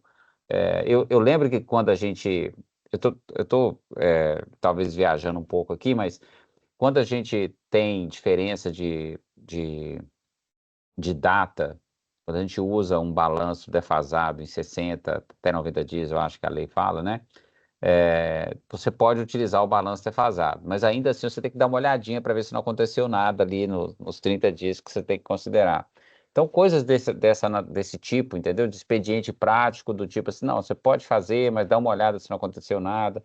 Faz um estudo, por isso que o termo que a gente usava, não, tem que fazer um PPAzinho, não com a mesma qualidade, não com o mesmo rigor de uma aquisição de controle, mas tem que fazer. Tá bom, mas e numa situação do 1%, 0,5%? Então, tudo tem que ter um pouco de bom senso. A Ana lembrou, importante aí a questão do custo-benefício, mas, em geral, eu acho que o expediente prático talvez possa nos ajudar, mas tem que pensar aqui como é que coloca isso, né? Mas está no radar, esse ponto já apareceu, tá? Acho que essa questão do PPAzinho aí também, obviamente, num primeiro pensamento aqui, bem sem ter visto nada, me parece que a Receita não abre mão do negócio desse, não. Assim, você comprou, registrou ágio, quer deduzir o ágio, quer deduzir a mais-valia, é PPA, senão Como é que você isso é vai coisa de justificar isso, né? Isso é coisa de mineiro, Eric. Esse negócio de PPAzinho, RTPAzinho, tudo lá é É um inho, né? pãozinho de queijo com cafezinho, né, Tadeu? Pãozinho, cafezinho, RTPzinho, Eu PPAzinho. sou mineiro, olha lá, hein? Eu também. E por E a falar gente em dá mineiro, jeito, a gente dá jeito. e por falar em mineiro, caríssimo mineiro já citado mais de uma vez, por favor. Vários pontozinhos, eu tô só falando de Pontozinhos, olha lá, equivalência. tá vendo? Ó? Só lembrar do seguinte, vamos com cuidado. Se vocês se lembram, a Receita hoje está nessa discussão de novo de segregação de contabilidade fiscal e societária. E em 2019, quando começou esse assunto, um dos pontos da Receita era tributar a receita de equivalência patrimonial. Vocês se lembram disso? Essa maluquice? É bom a gente falar baixinho aí antes que se E os lembre do dividendos, assunto. né, professor? O JCP para os dividendos, Tudo, né? E- Mas tributar a equivalência aí é realmente. Mas tudo bem. Vou dar uma pausazinha, fazer uma coisa, as perguntinhas bem simples aqui. Pelo que eu entendi, Tadeu, quando você tiver qualquer variação de percentual de participação societária, qualquer que seja o motivo, com coligada e controlada em conjunto, é resultado. Mas continua válida a ideia de que se é com relação a controlada, é direto no OCI por ser considerado transação de capital entre os sócios. É isso? É isso, exceto no demonstração financeira individual. Tá. Exceto na demonstração financeira individual. Tá. Professor, lembra que Eu o não nome do concordo, eu CP... estou descrevendo o que está o lá. nome da... Mas lembra que o nome da IS 28 é para coligadas e empreendimentos controlados em conjuntos. Nós, no Brasil, decidimos adotar e dizer que é subsidiário. Então, assim, lembre-se Isso. também desse ponto. Por isso que eu estou levantando esse ponto, viu, Lucas? Viu, Rudá? Exatamente por isso, porque aqui nós estendemos isto, né? Mas eu acho que faz sentido, viu? Eu não vejo nenhum problema em as variações de percentual serem reconhecidas no resultado dos coligados. Eu confesso que não vejo problema nenhum, acho que simplifica. Bom, óbvio, o Tadeu já sabe disso, eu já me manifestei junto com ele em outra reunião, né? Sobre esse assunto, essa história de não eliminação dos lucros não realizados, eu já tenho preocupação em joint venture. Quer dizer, você tem 50% de uma empresa, você tem um outro sócio com 50%. Você vende uma participação societária monstruosa sua para aquilo ali. Vai ter um lucro, etc. Ter esse procedimento de reconhecer integralmente o lucro já é um negócio complicado, já podem existir. O próprio Tadeu já mencionou. É arriscado começar a ter gerenciamento. Agora, quando falamos de controlada, reconhecer, eu até diria o seguinte: olha, lucros de transações recorrentes, normais, entre controlados e controladoras, vamos reconhecer integralmente e não desreconhecer na equivalência. De compra e venda de estoques, etc., até que dá para pensar, porque é uma diferença temporária relativamente curta. Mas você abrir para que todos os resultados de transação entre entidades sob controle comum fiquem lá, não sejam eliminados, quer dizer, é uma distorção, no meu entender, significativa, e o pior é a chance de manipulação de resultados, está correto? Aí você diz, não, no consolidado eu vou lá e ajusto. Ajusto de que maneira? Eu diminuo, por exemplo, do imóvel que foi transacionado, que na adquirente está por aquele valor incluindo lucro, eu vou lá no consolidado, diminuo, faço o que faço hoje. Eu estou entendendo que será continuará sendo assim. Eu vou diminuir o lucro contido no ativo, diminuo da apuração do lucro no patrimônio líquido, consolidado continua como estava. Mas o individual, gente do céu, eu considero nós precisamos, aqui no Brasil, nas várias, desde que quem compartilhe disso, nós precisamos, o CPC vai fazer movimento contrário, todo mundo aí, porque realmente eu acho que é uma chance de distorção, exatamente por tudo que foi falado, a importância do balanço individual ainda aqui dentro do Brasil, para tantos efeitos, além, inclusive, de dividendos. Eu falei tanto, Ana, que agora até esqueci. O que você tinha perguntado mesmo? Desculpa. Era aquela questão da eliminação do lucro não realizado em balanço individual, né? Que a gente elimina isso aí, né? só a situação downstream, né? Mas na upstream elas permanecem, né? Sim, mas a equivalência você elimina, quer dizer, ela permanece lá no balanço individual daquela de baixo, mas em cima hoje você tira. Você deixar isso aí, realmente, sinceramente, eu acho Aliás, eu estou preocupado com algumas involuçõezinhas, viu? Aquela história de na economia hiperinflacionária, a variação de patrimônio líquido jamais ser reconhecido por resultado, depois que até mandei aquela cartinha, eu fiquei todo, sabe, isso é uma certa involução. Agora, esta aqui é uma senhora involução. Fico preocupado com base em simplificação. Simplificação é a bandeira que devemos ter. Então, algumas dessas coisas eu entendo com simplificação e perfeito, tudo bem. Mas essa está doendo demais, viu? Não, tem. Na verdade, professor, às vezes, primeiro, uma das coisas que a gente tem que, e é até bom a gente estar aqui discutindo nesse fórum, a gente tenta fazer a norma para atender aos usuários das demonstrações financeiras, né? Então, os usuários, por exemplo, quando a gente estava discutindo o IFRS 18, muita gente gostaria de colocar o resultado de equivalência de algumas joint ventures, por exemplo, especialmente joint venture, no operacional. Porque em muitos casos, por exemplo, quem tem operação na China, grande parte das operações da China são via joint venture e muitas vezes até o lucro maior do grupo inteiro está vindo de lá. Aí isso não fica no operacional, fica embaixo. Então teve várias discussões nesse sentido, mas conversando com os usuários, né, com os investidores, eles de fato, toda vez que tem equivalência patrimonial, seja numa joint venture, seja numa coligada, eles analisam em separado. Eles tiram isso e aí, conversando com eles, ficou muito claro que é assim. Então, às vezes, tem conflito na maneira com que a administração vê o resultado, mas não necessariamente é a maneira com que o usuário vê. Então, algumas dessas simplificações estão sendo propostas no método de equivalência patrimonial, ainda que eu admita que vai causar, pode ser, e abrir porta para manipulação, etc. e tal, mas do ponto de vista do usuário, ele acha super confuso essa história de ficar lucros não realizados, e aí vai depender de quando é que isso vai.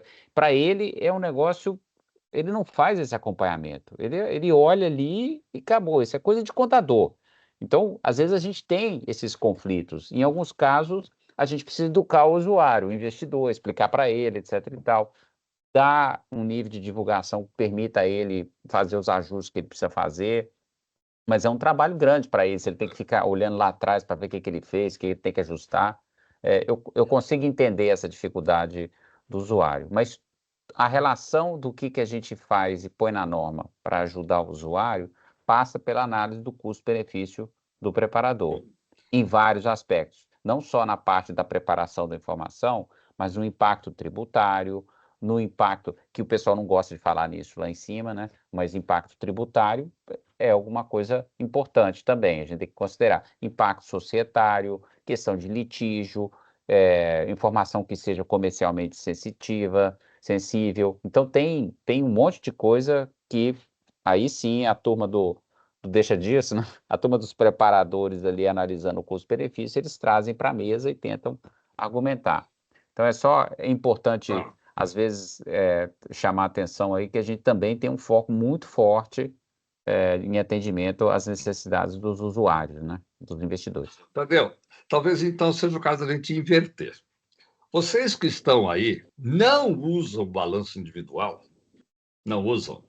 Então, eles, né? No consolidado, nós não vamos ficar com essa história de lucro não realizado nos investimentos em coligadas e em joint ventures. Resolvemos o problema deles.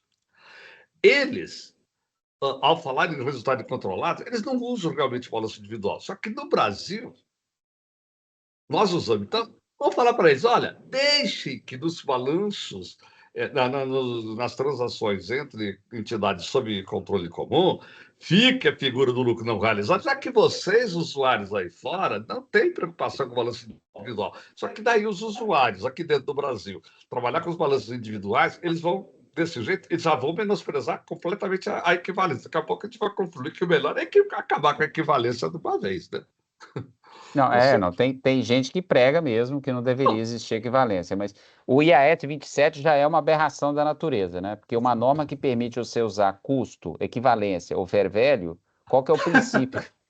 Qual que é o princípio, né? Então, ele foi feito para acomodar as necessidades de cada jurisdição, só que essa mudança proposta no IAS 28 está praticamente eliminando a possibilidade de usar equivalência patrimonial no IAS 27, é isso que está acontecendo. Mas, professor, em algum momento a gente não tocou no assunto aqui, mas se a gente segue adiante, digamos que eu seja de fato voto vencido, eu prometo que eu vou continuar com a minha posição dissidente, se eu for voto vencido, eu não vou mudar no final, mas a solução para o Brasil seria, infelizmente, voltar à situação que a gente tinha antes de 2014, de ter a prática contábil para a demonstração financeira individual, que é ruim, porque você começa inclusive a ter a discussão. Naquela ocasião a gente ainda conseguiu conviver, mas você ter duas práticas contábeis distintas no mesmo, aí provavelmente a gente vai ter que começar a separar a demonstração, em vez de ter aquelas colunas todas, talvez ter que colocar um conjunto separado para a demonstração financeira individual. Aí tem aquela história do relatório do auditor, tem que ter 2 parágrafos de opinião, ou seja, não é uma situação bacana, mas em última instância, se for adiante, eu acho, estou prevendo aqui, provavelmente nós vamos voltar à situação que a gente tinha antes de 2014. Nós partimos para um negócio muito mais avançado. Tiramos da lei essa importância do balanço individual, passamos para o consolidado, a Receita já vem falando, passamos para a tributação no consolidado, está resolvido o problema. Outra linha. Viu ser. Eu concordo. Posso tentar começar esse movimento de liderança aí, já que estou falando de reforma da lei das SA, vamos também fazer isso? Quer dizer, eu vou falar o seguinte: o Tadeu é o líder dessa ideia, pode? Vamos citar o Tadeu mais uma vez. Não, aí não. Se quiser correr atrás disso aí, tudo bem, mas falar que eu sou o líder. Estou brincando. E só para deixar, Eric, só para deixar claro, acho que o Tadeu citou um ponto que é muito importante. Uma das maiores críticas ao que está acontecendo agora é que um projeto que é para responder aplicações práticas está alterando uma decisão do board de 2014 que permitia a aplicação da S27. Então, se você pensar numa ordem, importância, parece que em 10 anos, ou vamos dizer 15 anos, se acontecer em 15 anos, eles estão fazendo uma alteração fundamental, e é um horizonte de tempo, na minha visão, o que eu tenho dito aqui internamente, não faz sentido em tão pouco tempo eles fazerem uma mudança ou voltar atrás de uma decisão tão fundamental a que foi tomada em 2014 para o Brasil, né? Acho que isso você já falou tantas vezes, né, Tadeu? Não, mas nós não estamos sozinhos, não. O professor citou aí do Brasil, mas eu estive na Argentina, no Uruguai, Colômbia, e tem mais, Índia, Itália, tem vários países que não estão felizes, Coreia, também não estão felizes aí com essa história do IAS 27. Então a gente deve ter alguns amiguinhos aí, espero que seja suficiente, né? Mas vamos ver, tem que esperar. Ótimo. Fernanda, você está com a mão levantada? Obrigado. Sim, estou sim. Um pouco em linha do que o professor falou e o Tadeu também, que a gente tem uma particularidade, acho que pelo fato de termos participações em empresas de capital aberto, que é a questão de ganho e perda por variação de participação, muito em decorrente de movimentação de ações em tesouraria, tá? Então, você tem as empresas, as investidas que fazem aquisição para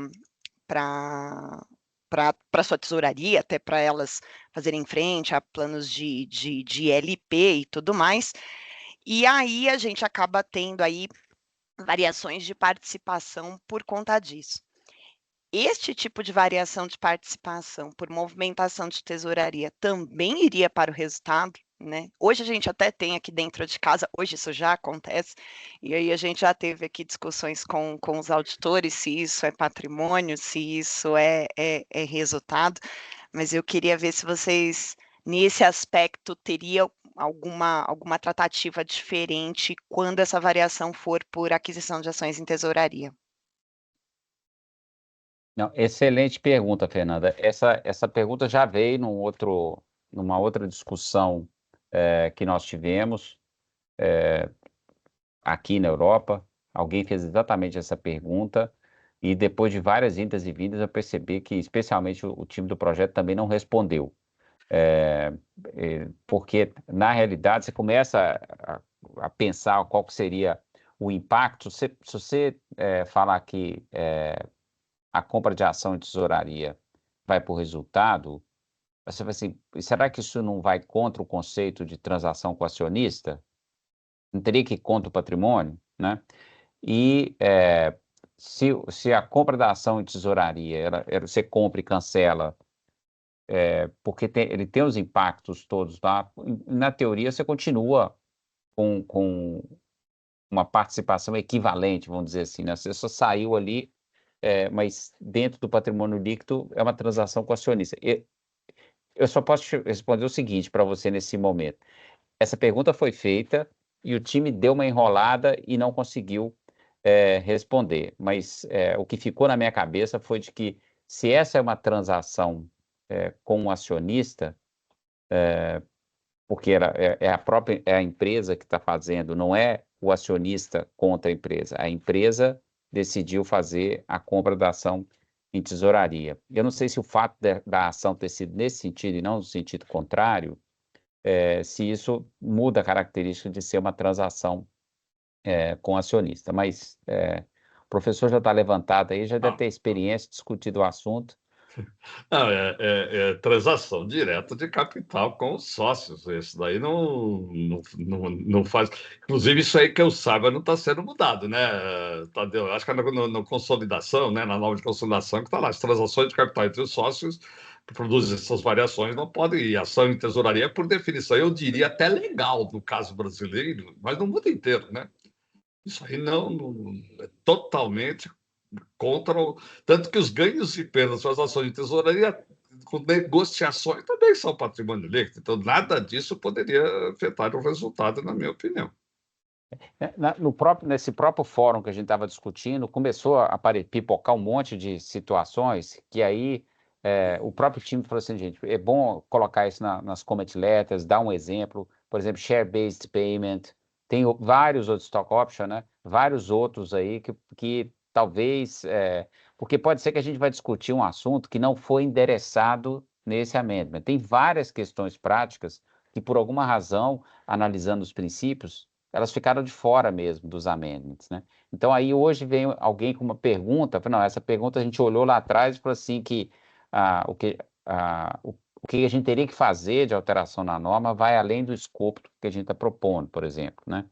Então, por isso que não alterou. Então, algumas questões elas vão permanecer, questões de ordem prática, porque realmente ficou de fora.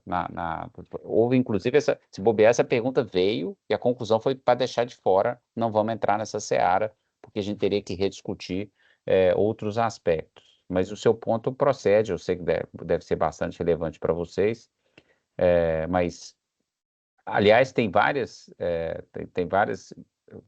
movimentos, né, de compra de ação de tesouraria, dependendo do período, né?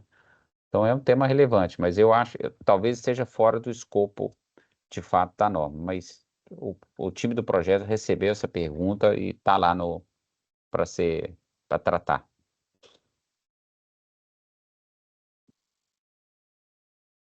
Foi comentado aqui, só um pouco de assunto aqui, foi comentado algumas vezes sobre...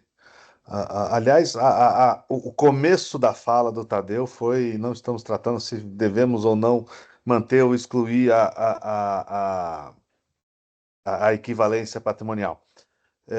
Eu sou um desses que engrossa o caldo de que equivalência patrimonial, para mim, já é um negócio que me parece um pouco ultrapassado, já acho que uma complexidade gigantesca, uma falta de entendimento do que isso aí de fato, como é que isso aí de fato deve ser aplicado, e me parece uma baixa vinculação com o objetivo principal de auxiliar no entendimento do quanto isso daí pode gerar de fluxo de caixa para as empresas. Até porque uma boa parte dos movimentos de equivalência patrimonial não geram fluxo de caixa naqueles valores, os dividendos não são referentes aos lucros, então acho que. E aí eu queria perguntar para você, Tadeu, como é que é a sua percepção, que muita gente você já comentou mais uma vez, como é que tem sido a sua percepção nessa questão da aceitação da manutenção ou da exigência de manutenção da equivalência patrimonial, ou de eventualmente substituir isso por alguma outra forma de contabilização, seja por valor justo, seja por qualquer outra coisa. Como é que você tem visto isso no mundo, essa movimentação? O pessoal gosta da equivalência, não gosta? 50-50? É, a gente não fez nenhuma pesquisa Datafolha, né? Não, a Datafolha é essa mesmo. 55% Tinha de dos 10 a contadores. 50 milhões de pessoas.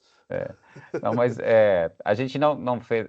O mais importante é o seguinte: nós não vamos tocar nesse assunto, porque realmente a gente pode, se a gente começar a discutir aqui, vai aparecer um monte de argumento a favor, um monte de argumento contra.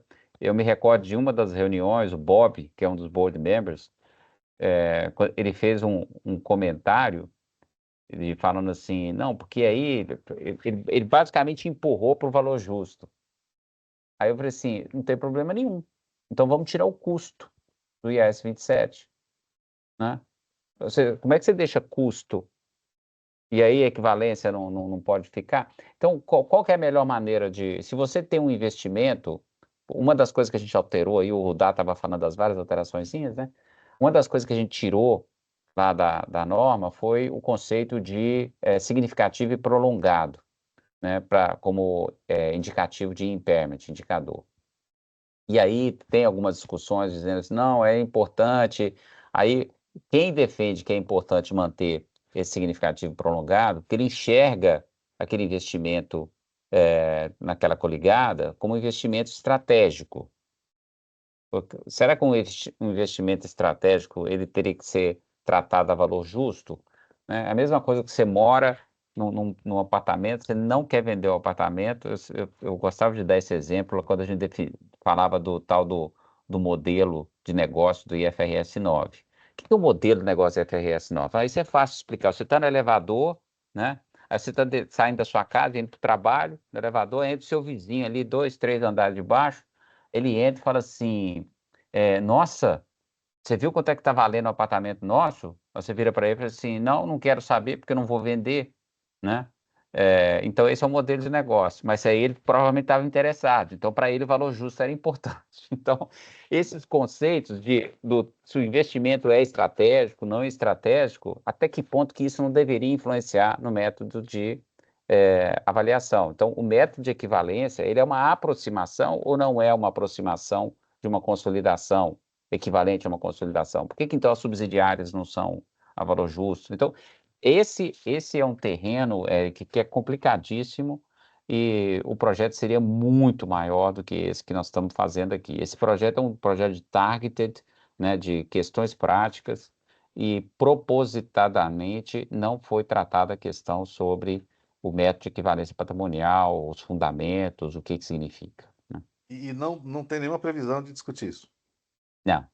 Mas talvez tenha, mas aí eu já não vou estar vivo.